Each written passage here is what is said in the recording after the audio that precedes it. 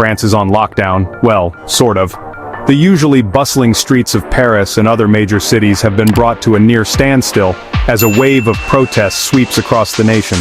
What started as scattered demonstrations has now grown into a coordinated movement with thousands of people determined to make their voices heard. Protesters are saying, "We will block everything." And they're not just talking. From highways to city squares, they're taking over key intersections, determined to disrupt the daily routine of millions. And they are making good on it. Makeshift barricades have sprung up overnight with groups working together to halt traffic and prevent anyone from passing through. But not everyone is getting away unscathed. Clashes between protesters and police have led to injuries on both sides, and the tension in the air is palpable.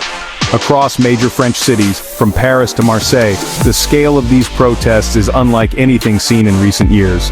The sheer number of people taking to the streets is staggering. Demonstrators are shutting down streets, train stations, and even some airports. Their mission? To grind the country to a halt and force the government to listen, to disrupt daily life and make their voices heard. They're using every tool at their disposal, megaphones, banners, and sheer numbers, to send a message that cannot be ignored. Of course, the French authorities were not going to let this slide quietly.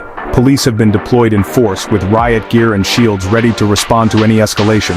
Scores of people have been arrested already, as law enforcement tries to regain control of the streets.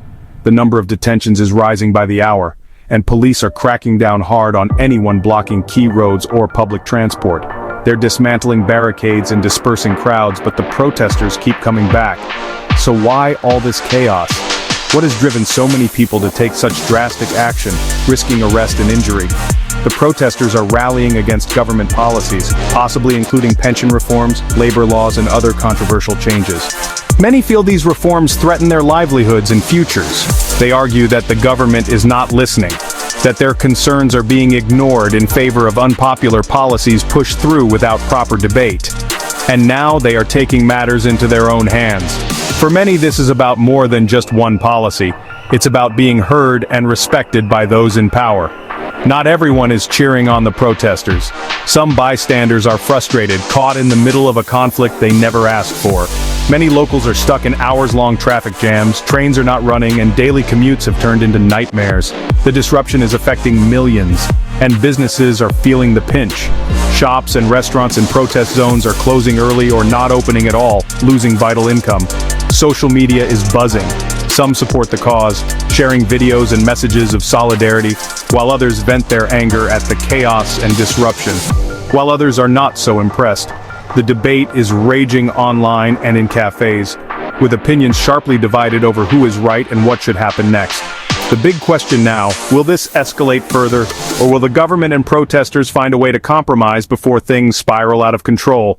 Authorities are bracing for more protests with emergency meetings and increased security measures across the country, while the demonstrators vow to keep blocking streets until their demands are met. They say they're prepared for a long fight, no matter the cost. France is a country known for protests, but this one might take the cake. The scale, intensity, and determination on display are making headlines around the world. What do you think?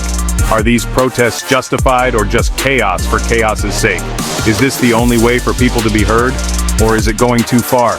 Drop your thoughts in the comments below, and do not forget to like and subscribe for the latest updates on global events. Your voice matters. Let's keep the conversation going.